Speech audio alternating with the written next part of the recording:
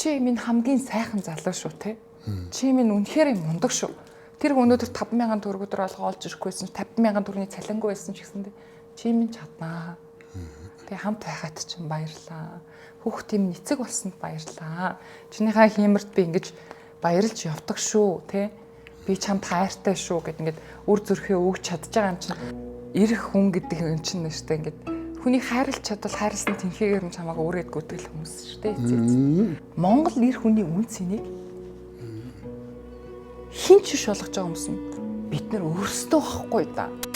Хэлийн мэдхгүй газар очиод ажиллаад хэлийн мэдхгүй хүнтэй ойлголцоод хинч тусч авахгүй буудлын дээр очисон хүнтэй ингээд онгоцны буудлын дээр ганцаархан хараар буучаад нэгэн сар хүрэхгүй хугацаанд байраа олоод тийм үү хоолоо залгаад хийх ажлаа олчдаг. Тэгээ гэрлүүгээ мөнгөө явуулдаг. Гэрлүүгээ мөнгөө явуулдаг.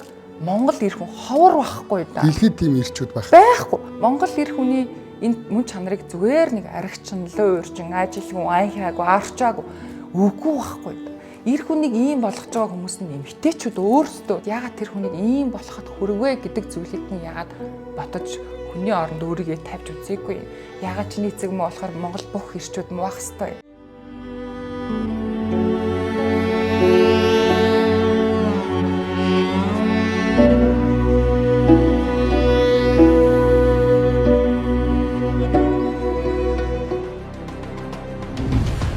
Цус цэвэр, нэр цэвэр.